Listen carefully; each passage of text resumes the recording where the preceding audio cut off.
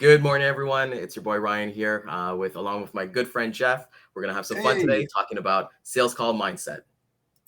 sounds good. To the HPLS podcast. Live, relevant, and high performance information, conversations, and education weekly.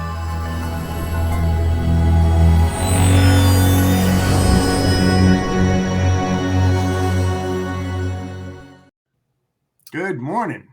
Good morning, my friend. So it looks like I got that one right. Yeah, We you got the did. intro. Hey, it's our maiden voyage. Things are Yeah, gonna happen. it's been I've been coding and scripting all night, so luckily it all worked. How you doing this morning, my friend? Good. You? I'm doing good. I'm doing good. It's a nice little cold, chilly morning here in Toronto. How's the weather out there? It's kind of dreary out here, but it's supposed to be sunny this afternoon. I'm doing a fundraiser this afternoon on a golf event for a local charity, and it's always good to do things like that. So hopefully, weather's going to break, and we'll have a good time. We got about 250, 300 people showing up, so Wow. not bad, not bad. Oh, let's hear a little bit about it. Like, what charity is it for? Like, what's are you? It's called Nothing is Impossible. Oh, And you could use that on many different things. And what it really pertains to in the mission is to financially help people who went through a catastrophic event, a loss of job, a death in the family, have children, they can't pay their bills. So the charity basically raises money to help them out in the interim until they get their feet planted again. And we try to help out as many families out there as possible. oh man, that's awesome, man. That's when communities can come together and kind of Yep. like lift each other up as people are going through different trials and tribulations. That's pretty awesome. Yeah, So, kind of absolutely. segueing that nothing is impossible. We're kind of gonna go into the sales call mindset today, in terms of like before what you kind of do, and just kind of getting yourself not necessarily get the courage to make a sales call, but what are you looking for? So, Jeff, if you're Yeah. calling me today, you're prospecting me. What are you looking to do before you kind of pick up that phone and give old Ryan a call? That's a that's a good question and a hard one. To be perfectly honest with you, Ryan, um, I don't look at quantity of calls that I need to make on a daily basis. I look at the quality first and foremost because that's more important to me about what am I trying to gain from this call? What are going to be the winning statements? What are going to be the losing statements when I do identify the prospect and reach out to them? Now, before I do that, Ryan, what I try to do is I do as much research as I possibly can, not just on the company in and of itself, but also of the prospect, the person that I'm calling. What is her or his background? Where did they come from? This way I can kind of talk with them about certain topics that they're familiar with, that I'm familiar with, because what we're trying to do is we're trying to see if we're going to be congruent off the Yep. bat, right? The other thing is that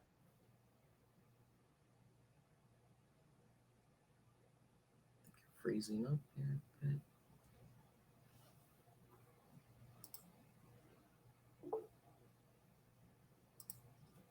there we go. I don't know what happened. Kind of went set. Well, yeah, sorry about that.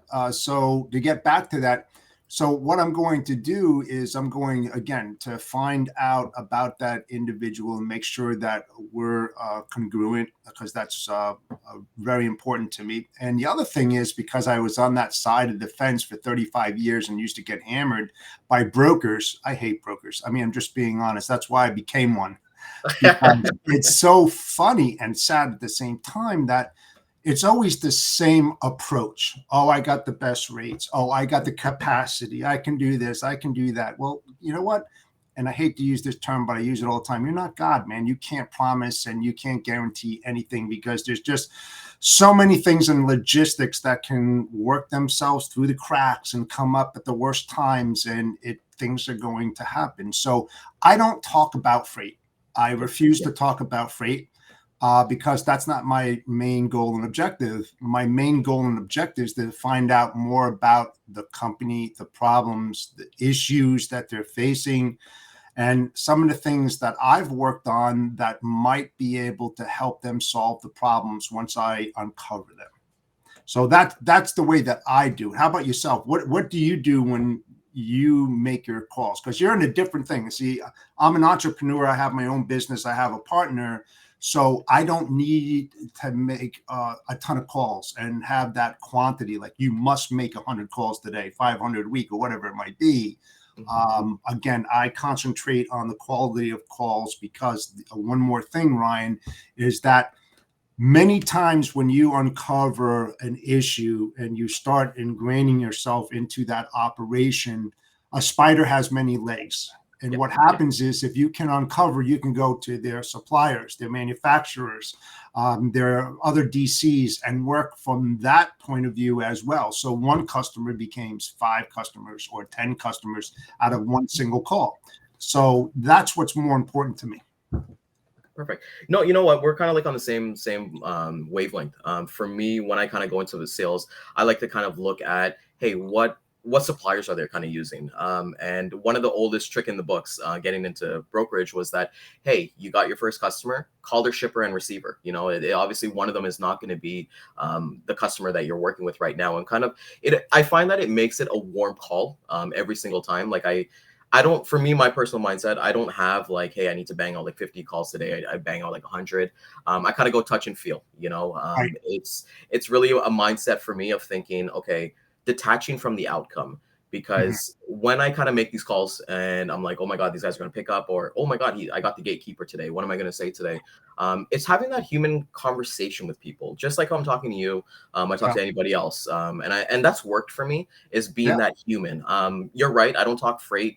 I don't say, hey, I've got trucks in your area 2, 3 times. And because at the end of the day, when I used to have those conversations, they led towards price. And I'm not, hey, you win on price, you're going to lose on price, right? So I think with your personality, it has to show. And I Sure. like I've watched your video like you with you being here and being live. Being with your customers, saying that I got my niches. And you kind of work from there. Like, for people who don't know who I am, like I love dogs. So like I work in the dog industry, because I can like sometimes it's unorthodox, but sometimes my intro email will be a situation where I send them a picture of my dogs and say, hey, I love your product, and let's talk. And it's worked for me. So the Yeah. mindset that I have is just strictly detached from the outcome. I Yes. don't get too much into research, because I find like research, you can get buried in research. Things I kind of like to look at is sustainability reports that we're talking with Dean yesterday, and kind of Yeah. pivot off of there. So when it comes to like the mindset, what are some things that you do? Okay, before you actually make the call, in terms of, I can just go on with me. I kind of like to, like I said, detach from the income, have my affirmations, which I've learned from Lisa. Shout out to Lisa. Thanks so much for that. Taking my dogs for a walk, and just to kind of clear my mind. What kind of things do you kind of do before you actually pick up that phone, other than research and the nitty gritty things that Jeff does on his own? Yeah, and it's a great question. And to be honest with you, I don't really do that much except do the research and the background on the individual because that's what I would want a broker to do when they reached out to me. I don't try to. I have a very high confidence level in my abilities to do what I do. That's first and foremost. So I don't have that fear of making that call or hearing no or get lost or whatever it is, because that's part of the business. I look at it in a different point of view. Hey, it's your loss, not mine. I'll just move on to the next one because you have no idea about my abilities or who I am. And the other thing is that's really interesting is that what I found out, um, a lot of shippers don't do the background check or the research on you, Yeah. which is kind of alarming because when I was managing, like $100 million worth of freight, I wanted to know who was touching my freight. I wanted to know their background. Do they have the experience to handle such volumes or these lanes? Because you're putting your trust into someone else, just like you're trying to put your trust in the person that you're making that call to. It's that engagement. Now, like I said, you love dogs. I was in the dog field for a while. I raised Jack Russell Terriers for 18 years. I won the nationals. I used to travel over the country. I had 18 of them in my house at one time. But I got out of it due to politics at one time. But So, there's so many different segues, and how you uncover is to find out the background of that person. I like, you know, it's the engagement with the customers more than just him and the company. It's about his personal life, his likes, his dislikes, his family, birthdays, everything. When I was an account manager a long time ago, we used to have the CRM, and we would write all those critical touch points down, and we would remember their birthday. We would send a card out to them. The other thing also, Ryan, is that you mentioned about going out to your prospects, vendors, and customers. I kind of wait on that until I'm fully engaged with that customer and knocking it out of the park, and then ask them, hey, can I use you as a reference to reach out to your manufacturers, your vendors, your other DCs? In most cases, they'll do that. It happens to me a lot when I'm able to expand a lot more from a single call. So that's mine. I don't try to get myself psyched up for a call. I just You just pick up pick the it phone, up, and I guess that like, comes with take a phone experience, call. right? Like you've like been in the industry for a while, so you've kind of known the upper. And I know some of our viewers are kind of like getting started. They're at different points in their career in the logistics. So drop in Yep. the comments, what do you guys kind of do? And I would love to kind of hear. Like I know for myself, sometimes I got like a pump up song. So Jeff, I'm not sure if you're a fan of baseball, but every time a batter comes up to bat, they got their Yep. number one song that they're listening to, right? So I need to get that mental, and I'm ready to go. I'm not trying to punch a wall or anything like that, but I'm just trying to like get the motivation kind of up and then kind of coming Yeah. from there. And I can see that when you're just entering the field. And I think that's, uh, first and foremost, that's one of the reasons I can tell you right now, Dan Deegan put this show together to help those type of people. It's about high performance logistics sales, right? So you've got somebody that's just entering the field that's just wet behind the ear, have no clue, whatever, and they dump into a brokerage seat, and it's like, Oh oh, no. wait, what do I do now? Right? I mean, frightening. Hell yeah. Definitely not a spot to be if you're an introvert, right? Oh my So, God. right. So, you know, there's so many different ways that you can approach this. Not your answer, my answer Yeah. couldn't be the best. I mean, it could be another one out there that's even better than what we're suggesting. But to me, as a receiver of those calls, I would strongly advise, and I've told people this, and it's funny. This is really funny, Ryan. Competitors of yours, of mine, reached out to me. I won't name the company, and said, "Hey, I got capacity. I got some good rates. If I can help you find capacity." I was like, "What the hell? What? You're Who a are you? broker. Why are you reaching out to another broker?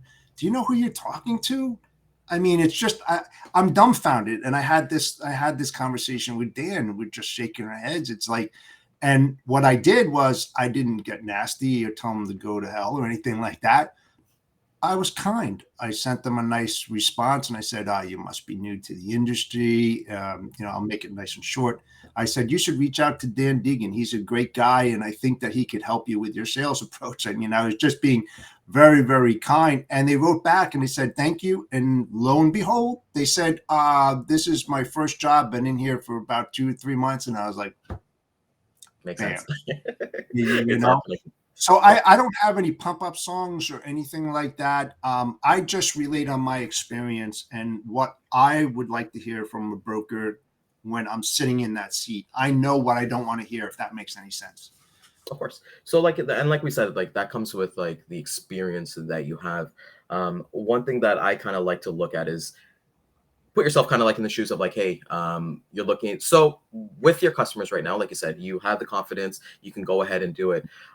What do you kind of what are certain things you kind of look for in that when you're actually in the call, when you've connected with somebody to kind of progress this further? Like you mentioned that, hey, I like to be congruent. This call is not Yep. about freight, it's about me and you. Let's see. What are some kind of like triggers, let's say green flags or red flags that you kind of, okay, cool, let me not waste my time, let me end the call here, or let's continue this conversation?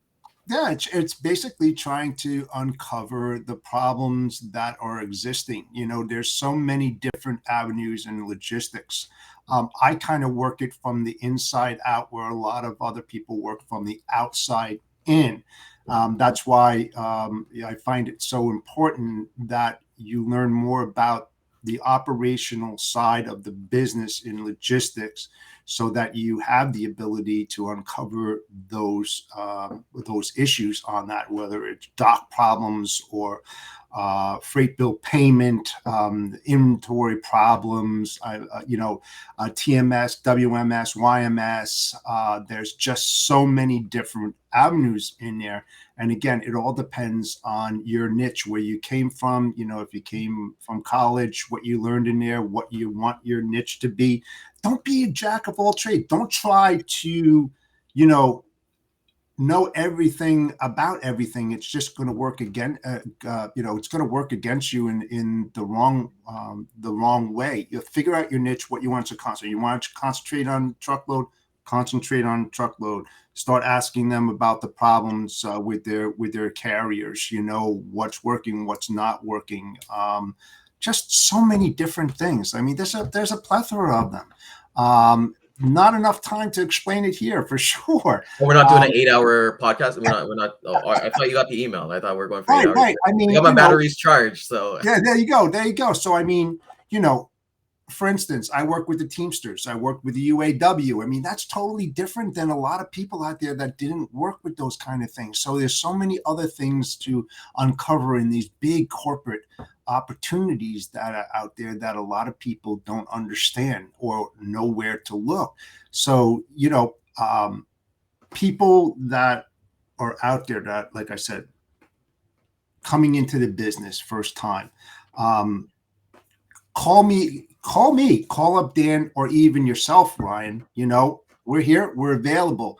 Tell us your problem, where you need help in there, and I'll be more than happy to direct. I can give you more time like that. But being under the gun right now and trying to fire off all the most important things here in 15 minutes, it's very difficult, because it's like a chameleon. You have to shed your skin, and you have to be a psychologist in this field, because you're dealing with many different personalities.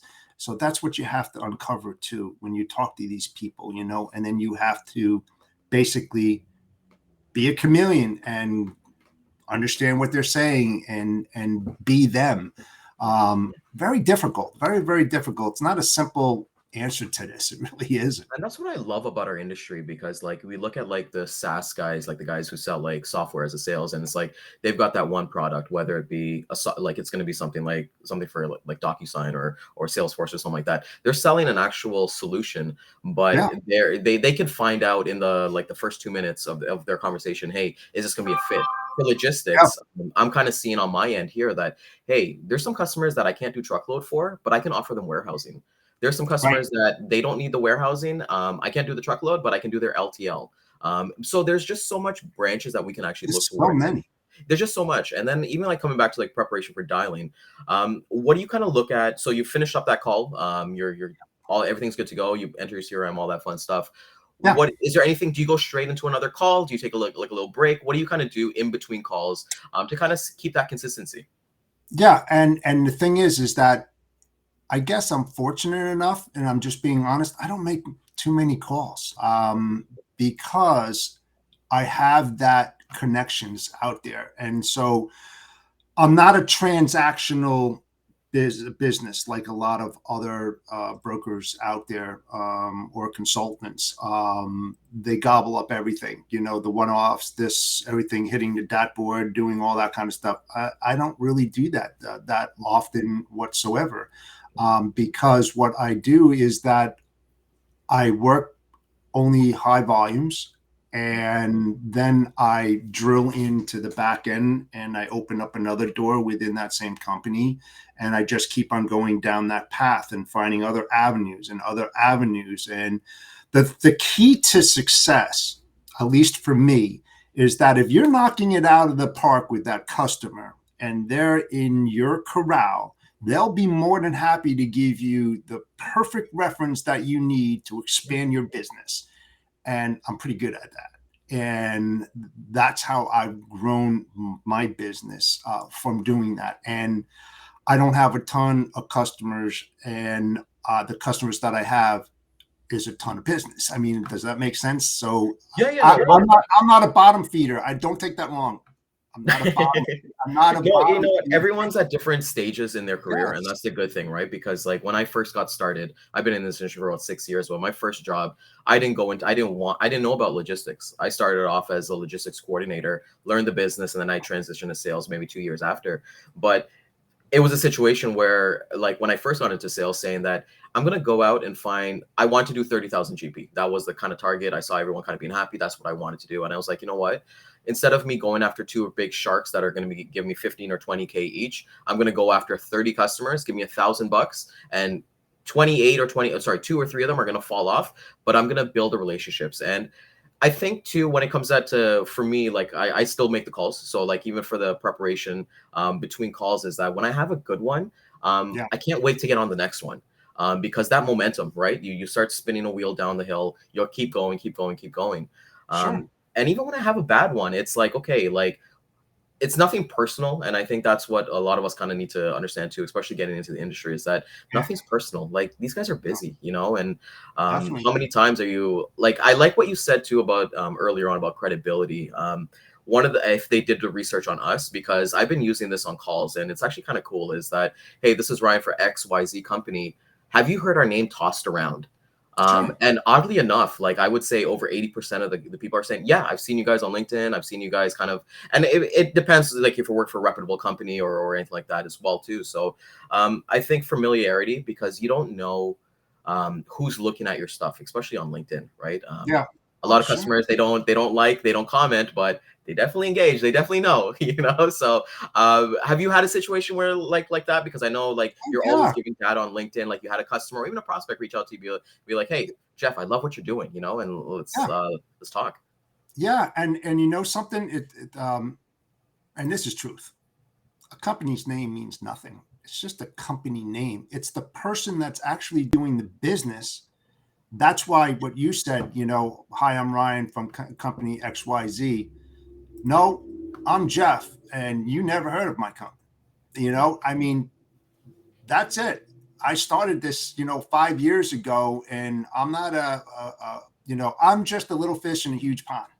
Mhm. That's all I am. However, here's my background. This is what I did.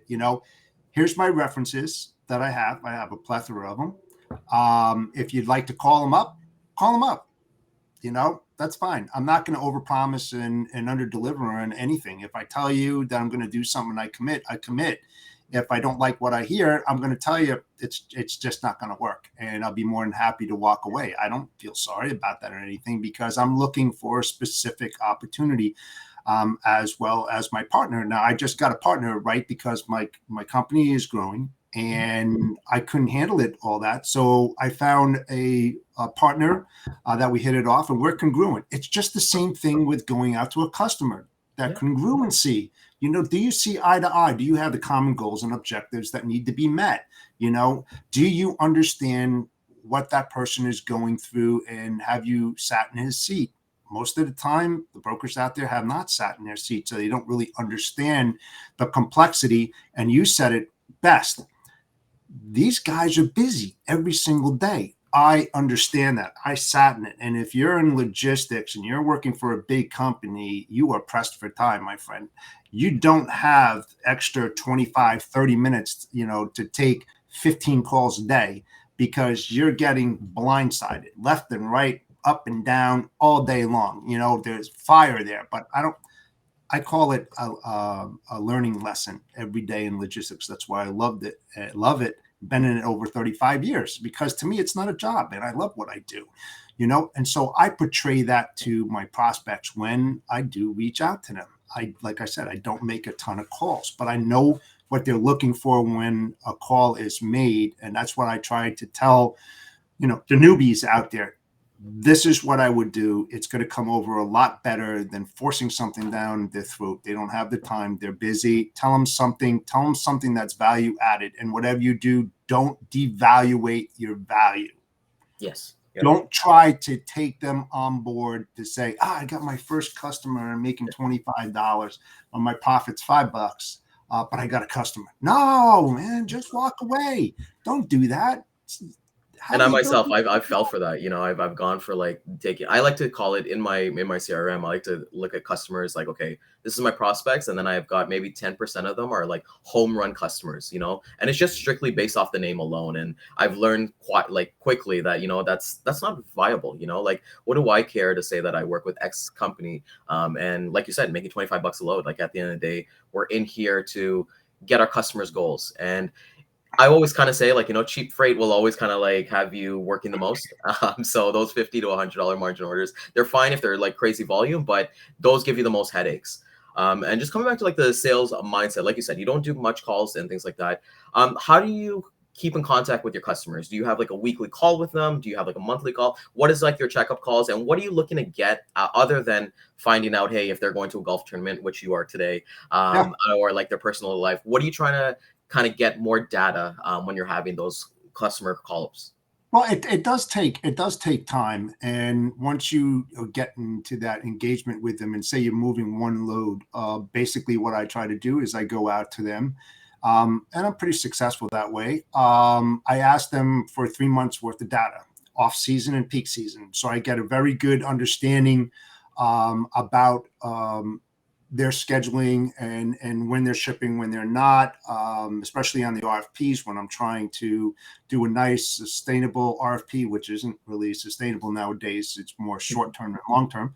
Yeah. And then I identify and we start talking about that. I remove the emotions from any kind of decision making that I do. I have a saying that I've used for many years. I believe in God, everybody else bring data, because anybody can say anything they want and bullshit you to death, and it's not real, so you can't help them out. But if you have that data and you ask for it and you sign an NDA and you basically identify the areas of concern and where you can give them some good results on the back end, that's what I try to do. But it takes some time. You can't just do that coming out of the gate. Sometimes you can, if they like what you have to say, especially if somebody else, like an old boss or someone, opened up the door and they said, hey, go to Jeff. He knows what he's doing. You get a good recommendation. Sometimes you can just go right to the meat and potatoes and say, hey, you know what? I know Mike opened the door for me. Listen, in order for me to help you out, would you mind sending me 3 months of data? I'd like to have some, off season and peak season. And oh yeah, sure. All right, give me a couple weeks and I'll get back to you. And then one thing leads to the next. But it's not that simple. But one thing, to get back to what I was saying about working from the inside out, and I feel that this is very, very important, and I hope this drives it home for the viewers out there. If you are new to the business and you are coming into it, I would strongly recommend, if you have any connections in the warehouse operations, the DC, I would strongly advise you to go and visit. Spend a Yes. day. Yep. Spend a day, go on that floor. Okay. Watch what they are doing. Watch at the height of their day when those trucks are backed into those docks and what they are doing. And just keep an open mind, and you will uncover so many things and ask so many questions when you see things so disorganized and stuff in most cases, that's going to help you to be more creative in solving their problems. Once you can identify that, walk around that warehouse, go into that office, go into freight payment, ask those questions. And in most cases, they'll give you some great advice. Another good advice would be, if you can, try to ride along with the driver. Yeah. Try to go out on a local route, regional route, super regional route. See what these guys go through. I've done it a ton of times. I did network design and I did Chicago, Illinois, hundreds of routes out there and everything.